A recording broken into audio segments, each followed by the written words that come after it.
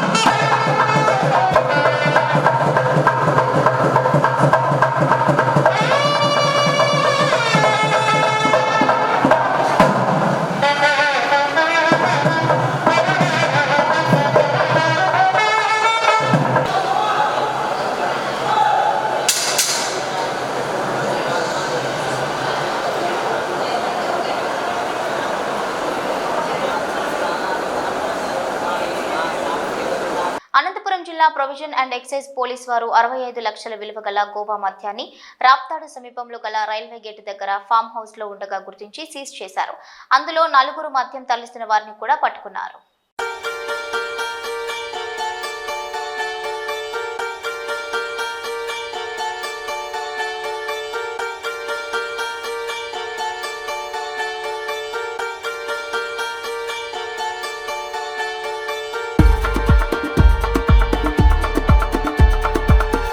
పోలీసుల కళ్లు కప్పి పారిపోయి 3 ఏళ్ల నుండి తప్పించుకుని తిరుగుతున్న ఘరానా బ్యాంకు మోసగాన్ని ఎట్టకేలకు టాస్క్ ఫోర్స్ పోలీసులు అరెస్ట్ చేసి కటకటాల వెనక్కు తోశారు. తెలివిగా వేషం, భాష, చిరునామా మార్చిన ఈ ఘనుణ్ణి కేవలం చిన్న ఆధారం జీమెయిల్ పట్టించింది. ఇక గుర్తింపు కార్డులతో బ్యాంకుల నుంచి రుణం తీసుకుని మోసగించిన వ్యక్తిని పోలీసులు అరెస్ట్ చేసి జ్యుడిషియల్ రిమాండ్కు పంపక న్యాయస్థానంలో కేసు విచారణకు వచ్చింది. జైలు శిక్ష తప్పదని అనుకున్న అతడు పోలీసుల నుంచి తప్పించుకుని పారిపోయాడు. చిరునామా మార్చి పోలీసులను ఏమార్చాడు. ఎవరికీ దొరకనన్న ధైర్యంతో ఉన్న అతడిని జీమెయిల్ పోలీసులకు పట్టించింది. ఇక ఈ కేసును ప్రతిష్టాత్మకంగా తీసుకున్న టాస్క్ ఫోర్స్ డీసీపీ సుధీంద్ర, ఉత్తర మండలం ఇన్స్పెక్టర్ సైదులు బృందం సాంకేతిక ఆధారాలను విశ్లేషించి నిందితుడు ఉపయోగించిన మొబైల్ నెంబర్ల ఆధారంగా ప్రయత్నించారు.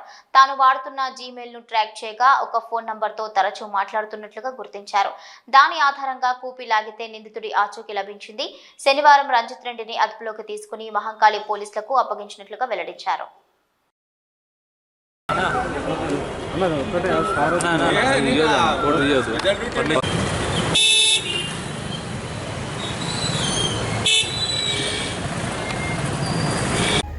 శీతాకాలం కావడంతో కాశ్మీర్ను మంచు కమ్మేసింది. వాహనాల రాకపోకలకు తీవ్ర ఇబ్బందులు ఏర్పడుతున్నాయి. రోడ్డుపై నిలిపిన వాహనాలను అదుపు చేయలేని పరిస్థితి నెలకొంది. ప్రయాణాలు ప్రమాదకరంగా పరిణమించాయి. టూరిస్ట్ స్పాట్ బుద్దాంలోని దూద్పత్రిలో సాయంత్రం 5 గంటలకు మంచులో కూరుకుపోయిన రోడ్డుపై కారు జారుకుంటూ ఎలా వెళ్లిందో వీడియోలో చూడొచ్చు.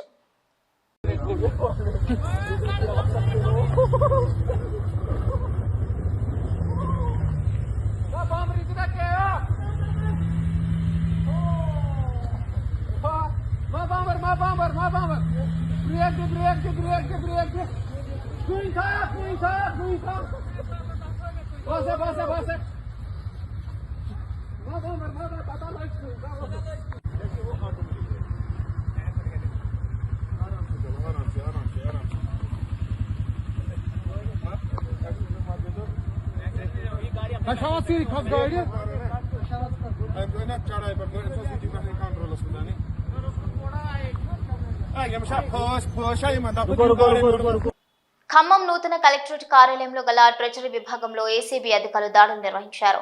పెన్షనర్ కు రావాల్సిన 4 లక్షలకు గాను 40,000 డిమాండ్ చేసినందుకు సీనియర్ అసిస్టెంట్ పి నాగేష్ ను పట్టుకున్నారు ఏసీబీ అధికారులు.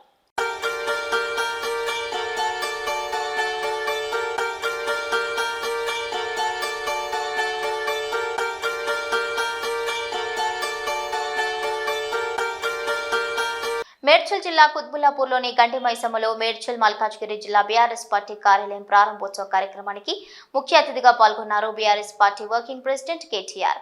అనంతరం తెలంగాణ తల్లి విగ్రహ ఆవిష్కరణ చేశారు కేటీఆర్.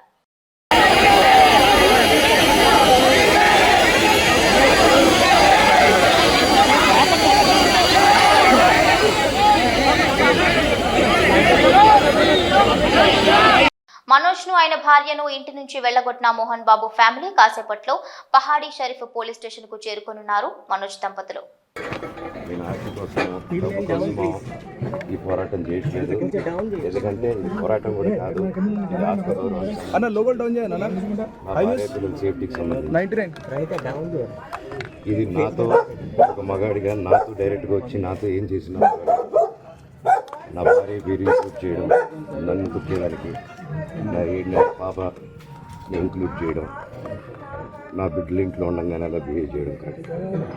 ఈరోజు పోలీస్ దగ్గరికి నేను వెళ్ళి ప్రొటెక్షన్ అడిగాను. నేను మొన్న వచ్చి అడిగినప్పుడు మీకు అన్ని ఎవిడెన్స్ ఇస్తాను.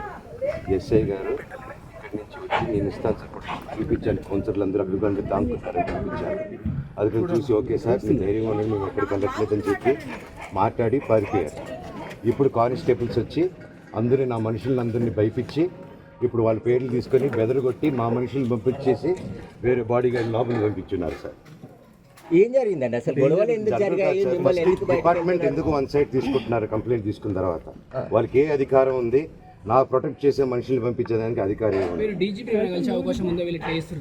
ప్రపంచంలో నా అందరినీ కలుస్తాను సార్, బయలుదేరి. అల్లూరి సీతారామరాజు జిల్లా చింతూరు ఏజెన్సీలో జాతీయ రహదారిపై వెళ్తున్న కారును మావోయిస్టులు తగలబెట్టారు. కారును ఆపి దానిలో ఉన్న ప్రయాణికులను దింపి తర్వాత కారుకు నిప్పు పెట్టారు. ఈ నెల 2 నుంచి 9 వరకు మావోయిస్టుల వారోత్సవాలకు పిలుపునిచ్చిన సంగతి తెలిసిందే. అందులో భాగంగానే మావోయిస్టులు ఈ దుశ్చర్యకు పాల్పడినట్లుగా పోలీసులు అనుమానిస్తున్నారు.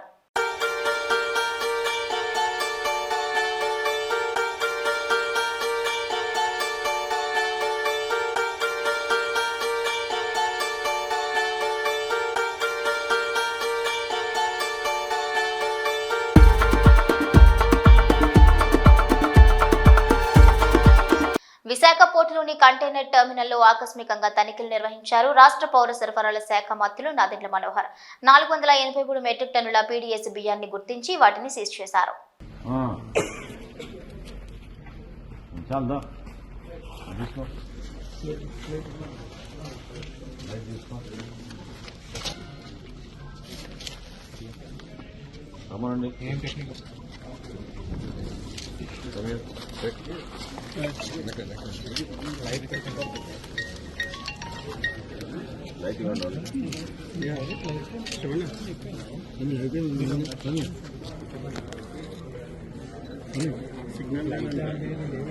జరిగిన తనిఖీల్లో 3 గోడౌన్లు 9 కంటైనర్లు 543 పీడిఎస్ రైస్ స్వాధీనం చేసుకున్నాం.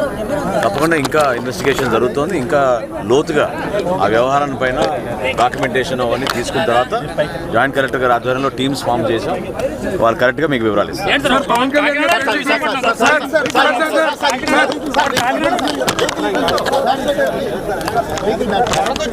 టీడీపీ సీనియర్ నేత యనమల రామకృష్ణుడిపై టీడీపీ పొలిట్ బ్యూరో సభ్యుడు రెడ్డి సుబ్రహ్మణ్యం ఫైర్ అయ్యారు. రామచంద్రపురం 40 ఏళ్లుగా రాజకీయంలో ఉన్న యనమల రామకృష్ణుడు ఏనాడైనా బీసీల గురించి మాట్లాడారా? బీసీల సమస్యలపై పోరాడారా? టీడీపీ పొలిట్ బ్యూరో సభ్యులు రెడ్డి సుబ్రహ్మణ్యం ప్రశ్నించారు. ఇక కాకినాడ సెస్ లో బీసీ రైతులకు అన్యాయం జరుగుతుంటే ముఖ్యమంత్రితో కూర్చుని మాట్లాడొచ్చు కదా, యనమల కులాల పేర్లు పెట్టి బహిరంగ లేఖ రాయడం ఎంతవరకు సబబు? యనమల తనకు పదవి రాలేదని ఇలా లేఖ రాస్తారని భావిస్తున్నారు. ఉమ్మడి తూర్పు గోదావరి జిల్లాలో అత్యధిక సంఖ్యలో కాపులు, శెట్టి బలిజలు ఉన్నారు. ఈ వర్గాలకు మంత్రి పదవి కోరుకోవడం సమంజసం. ఇప్పటి వరకు శెట్టి బలిజలకు సరైన పదవి రాకపోవడానికి యనమలే కారణమని భావించాల్సి ఉంటుంది. తెలుగుదేశం పార్టీలో పదవులు అనుభవించి ఇప్పుడు అధికారంలో ఉండి ఇలా బహిరంగ లేఖ రాయడం ఏమాత్రం సరికాదు.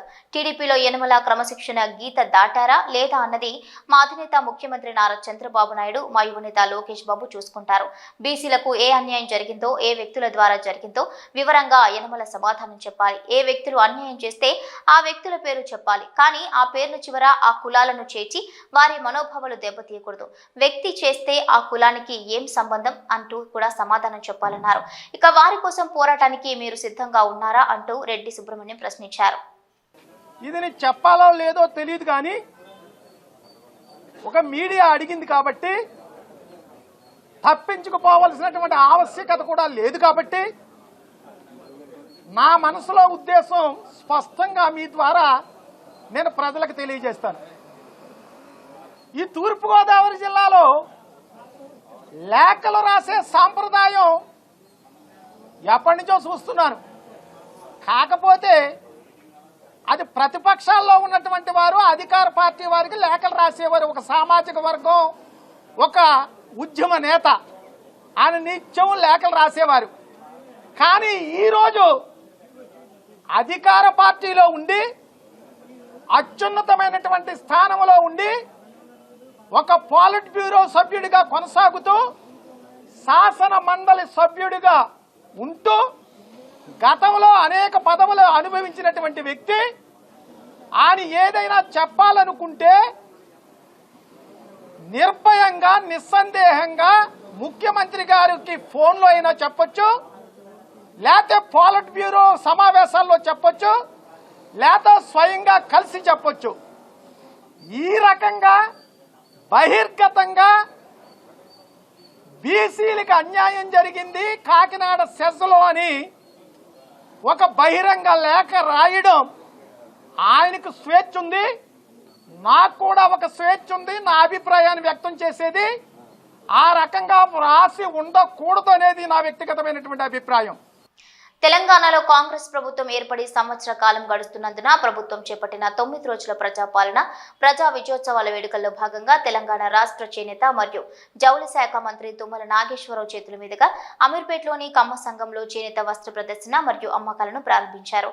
ఈ సందర్భంగా కార్యక్రమంలో పాల్గొన్న మంత్రి తుమ్మల నాగేశ్వరరావు మాట్లాడుతూ ముఖ్యమంత్రి రేవంత్ రెడ్డి నాయకత్వంలో తెలంగాణ సంవత్సర కాలంగా అనేక సమస్యలను, సవాళ్లను ఎదుర్కొని విజయవంతంగా 1 సంవత్సర కాలం పూర్తి చేసుకున్నామని అన్నారు. గత ప్రభుత్వం విచ్చలవిడిగా చేసిన అప్పులతో, బాధ్యత రాహిత్యమైన పాలనలో ఖజానా ఖాళీగా ఉన్న ముఖ్యమంత్రి రేవంత్ రెడ్డి అతి ఓర్పుతో, నేర్పుతో రైతన్నలతో సమానంగా చేనేత వస్త్రరంగ కార్మికులను కూడా అభివృద్ధి పథంలో నడిపే దిశగా చర్యలు తీసుకోవాలని ఆదేశించినట్లుగా తెలిపారు. ఇప్పటికే ఆ దిశగా అతి కఠినమైన చర్యలు చేపట్టి చేనేత వస్త్ర రంగాన్ని ప్రోత్సహించి చేనేత వస్త్ర కార్మికులకు ఉపాధి కల్పించడానికి తీవ్రమైన కృషి చేస్తున్నామని అన్నారు. వస్తువుల యొక్క ప్రదర్శనను కూడా ఏర్పాటు చేసి 9వ తారీఖు గౌరవనీయులు తెలంగాణ సాధనకి పట్టుబట్టి తెలంగాణ ప్రజల కోరిక తీర్చినటువంటి సోనియా గాంధీ గారి జన్మదినాన మనం ఈ మహా ఉత్సవం జరుపుకోవటం చేనేత కార్మికులకి, చేనేత ప్రోత్సాహం, నేతన్నల ఉత్సాహం అనేటటువంటి కార్యక్రమం కింద కమిషనర్ గారికి, మీ అందరికీ ధన్యవాదాలు తెలియజేస్తా. 1 సంవత్సర కాలంలో నాకు కమిషనర్ గారు చెప్పినట్లుగా అనేక ఒడిదుడుకులున్నా గత ప్రభుత్వ కాలంలో మీకు కావాల్సినవి, రావాల్సినవి, చేయాల్సినవి చాలా పెండింగ్లో ఉన్నా మొట్టమొదటి 2-3 నెలలు కూడా వీటన్నిటి కోసం మీరు అనేక సందర్భాల్లో ప్రభుత్వాన్ని అప్రోచ్ అయ్యారు. వీటన్నిటినీ కూడా ముఖ్యంగా మీ విషయాల పట్ల, ఈ పరిశ్రమ పట్ల, చేనేత కార్మికుల యొక్క స్థితిగతుల పట్ల అవగాహన ఉన్నటువంటి కమిషనర్ గారిని మళ్ళీ ఆ పోస్టులో పెట్టండి, మాకు త్వరగా ఎసులుబాటు అవుతుంది, కాబట్టి మేము ముందుకెళ్ళడానికి అవకాశం ఉంటుంది అని చెప్పి వచ్చిన పెద్దలందరూ మమ్మల్ని అడిగారు. తర్వాత ముఖ్యమంత్రి గారు అదే కార్యక్రమాన్ని పూర్తి చేశారు. చేసినందుకు ఆమె గారు పట్టుబట్టి ప్రభుత్వం అనుకూలంగా ఆర్థిక పరిస్థితి లేకపోయినా చేనేతకి రైతన్నలకు ఏ రకంగా చేస్తున్నారో నేతన్నలు కూడా అదే పద్ధతిలో చేయాలని చెప్పి 874 కోట్లు సంవత్సర కాలంలోనే పాత బాకీలతో సహా మీకు రావాల్సినటువంటి సబ్సిడీలతో పాటు మిగతా కార్యక్రమాలన్నీ చెప్పారు. నేతన్న చేయూత కావచ్చు, నేతన్న భరోసా కావచ్చు, నేతన్న బీమా కావచ్చు, అభయహస్తానికి సంబంధించినటువంటి సమస్య. తర్వాత కొండా లక్ష్మణ బాపూజీ గారి యొక్క పేరు మీద మనం ఏర్పాటు చేసుకున్నటువంటి IIHT Indian institute of handloom textiles యొక్క టెక్నాలజీకి సంబంధించిన విశ్వవిద్యాలయాన్ని కూడా ఈ ప్రభుత్వం సాధించింది ముఖ్యమంత్రి గారి యొక్క ప్రోత్సాహంతో. దాంట్లో కూడా అదే రోజున మనం దాన్ని ప్రారంభించుకున్నాం. మన పిల్లలందరూ కూడా అందుట్లో విద్యను అభ్యసించి ఈ యొక్క రంగంలో నిష్ణాతులు కావాలనేది ప్రభుత్వం యొక్క కోరిక. దాన్ని రేపు రాబోయే రోజుల్లో ఇంకా దాన్ని విస్తరించి అందరికీ ఆమోదయోగ్యమైనటువంటి విశ్వవిద్యాలయంగా కొండా లక్ష్మణ బాపూజీ గారి పేరు మీద ఉన్నటువంటి ఆ యొక్క ఇండియన్ ఇన్స్టిట్యూట్ ఆఫ్ హ్యాండ్లూమ్ టెక్స్టైల్స్కి సంబంధించినటువంటి ఇన్స్టిట్యూషన్ని అభివృద్ధి పరుస్తామని ఆ రోజునే మీరు రుణమాఫీని గురించి కూడా అడిగారు. మేము వెంబటే ముఖ్యమంత్రి గారు స్పందించి ఎట్టి పరిస్థితుల్లో ఈ సంవత్సర కాలంలో చేద్దామని చెప్పారు. మీ యొక్క డీటెయిల్స్ కమిషనర్ గారు కానీ ప్రభుత్వానికి సమర్పిస్తే తప్పకుండా ముఖ్యమంత్రి గారిని అడిగి దాన్ని కూడా పూర్తి చేస్తానని చెప్పి కూడా మీకు ఈ పశ్చిమ గోదావరి జిల్లా నర్సాపురం మండలం గొంతి గ్రామంలో ఇంటి తాళం పగలగొట్టి 5 కాసుల బంగారం అపహరించుకుపోయారు. గ్రామానికి చెందిన శీలబోయిన రామకృష్ణ 2 రోజుల క్రితం ఇంటికి తాళం వేసి కూతురు ఇంటికి వెళ్లాడు. ఉదయం ఇంటికి వచ్చేసరికి తాళం పగలగొట్టి సామాన్లు చెల్లాచెదురుగా పడున్నాయి. ఇక బీరువాలో ఉంచిన 5 కాసుల బంగారు ఆభరణాలు దోచుకుపోయారు. కేసు నమోదు చేసిన నర్సాపురం రూరల్ పోలీసులు దర్యాప్తు చేస్తున్నారు.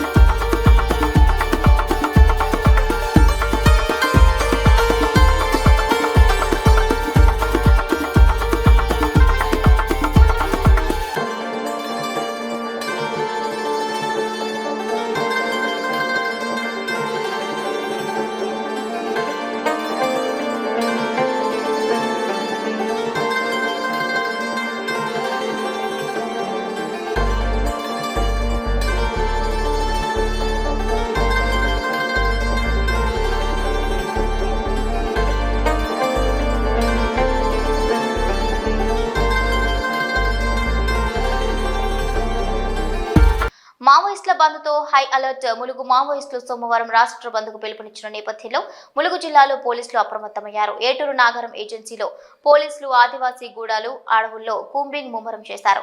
పోలీసులు పలు వాహనాలు లాడ్జిలో తనిఖీలు నిర్వహించారు. ఎవరైనా గుర్తు తెలియని వ్యక్తులు లాడ్జిలో ఉన్నారా అని నిర్వాహకులను అడిగి తెలుసుకున్నారు. ఎలాంటి అవాంఛనీయ ఘటనలు జరగకుండా పోలీసులు నిఘా పెంచారు.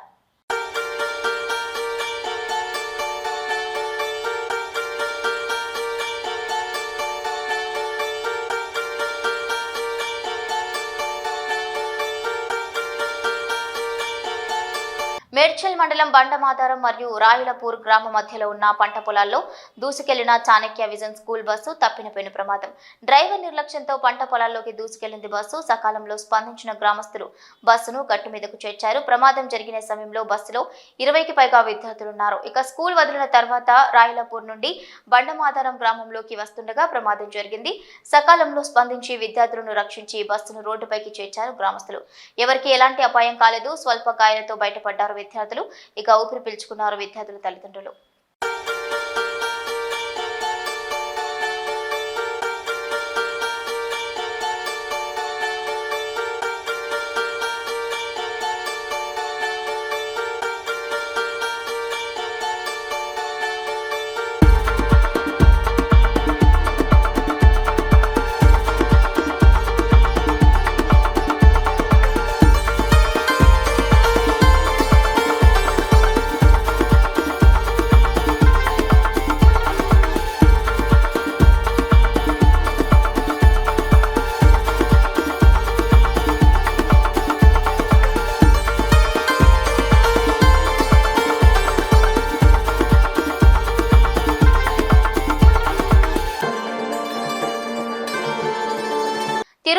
స్టేషన్లో Vijayawada rural DCP KM Maheswararaju press meet నిర్వహించారు.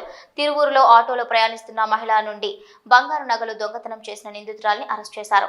దొంగతనం చేసిన 24 గంటల్లో నిందితురాల్ని అరెస్ట్ చేసి చోరీ చేసిన బంగారాన్ని స్వాధీనం చేసుకున్నామని 12,50,000 విలువ చేసే 275 గ్రాముల బంగారం రికవరీ చేసినట్లుగా తెలిపారు. స్వాగతం, నమస్కారం. 7వ తారీఖున మనకు పోలీస్ స్టేషన్లో, తిరువూరు పోలీస్ స్టేషన్లో ఒక కంప్లైంట్ రావడం జరిగింది. ఆ కంప్లైంట్ ఫిర్యాదుదారు వచ్చి కంచి నవ్యశ్రీ, తండ్రి వెంకటేశ్వరరావు, 20 సంవత్సరాలు, పాత తిరువూరు. కంప్లైంట్ వివరం ఏంటంటే, వాళ్ళు విజయవాడ నుంచి తిరువూరికి వస్తూ ఉండగా ఒక బస్సులో వచ్చారు. బస్సులో నుంచి తిరువూరులో దిగి మళ్ళీ ఆటోలో ఎక్కి వాళ్ళ ఇంటికి వెళ్ళారు. ఇంటికి వెళ్ళి చూసుకోగా వాళ్ళ దగ్గర ఉన్న బ్యాగ్లో ఉన్న బంగారపు ఆభరణాలు, దాదాపు 275 గ్రాముల ఆభరణాలు ఎవరో తెలియని వ్యక్తులు దొంగలించినట్టుగా మనకు కంప్లైంట్ ఇవ్వడం జరిగింది. మనకు ఆ రోజు అంటే 7వ తారీఖు సాయంత్రం 6:30కి కంప్లైంట్ రావడం జరిగింది. ఈ నేరం జరిగిన సమయం వచ్చి దాదాపు 1.5 గంట ప్రాంతంలో జరిగింది. వాళ్ళు ఇంటికి వెళ్ళి బ్యాగులు అవన్నీ చూసుకొని 6:30కి పోలీస్ స్టేషన్కి వచ్చి కంప్లైంట్ ఇవ్వడం జరిగింది. వెంటనే ఆ కంప్లైంట్ని crime number 359 of 2024 under section 303 class 2 of BNS section కింద కేసు నమోదు చేసి, ఇది 275 గ్రాములు కాబట్టి దాదాపు 13,75,000 విలువ కలిగిన ఆభరణాలు కాబట్టి ఈ క్రైమ్ని గ్రేవ్ క్రైమ్గా పరిగణించి సిఐ గారు, తిరువూరు సిఐ గారు గిరిబాబు గారు దర్యాప్తు చేపట్టడం జరిగింది. ఈ దర్యాప్తులో భాగంగా మన అనుమానాస్పదమైనటువంటి ప్రాంతాలు, ఆమె ప్రయాణించిన బస్సు ఏరియా, తర్వాత ఆటో దిగి మళ్ళీ ఆటో ఎక్కి ఇంటికి వెళ్ళిన ఆటోలో ఎక్కి ఇంటికి వెళ్ళిన ప్రాంతాలలో ఉన్న ముఖ్యమైన ప్రదేశాలలో ఉన్న సీసీ కెమెరాలను వెంటనే పరిశీలించడం జరిగింది. ఆ సీసీ కెమెరాలు ఒక దగ్గర కొంత సరిగా క్లారిటీ రాకుండా వచ్చినంత జరిగింది. ఆ క్లూ తీసుకొని ఆ ఆటో ప్రయాణించిన మార్గంలో ఇంకా కొన్ని ప్రాంతాలలో సీసీ కెమెరాలు వెరిఫై చేస్తే ఒక దగ్గర కొంచెం క్లారిటీగా రావడం జరిగింది. ఇవి బులెటిన్ అప్డేట్స్.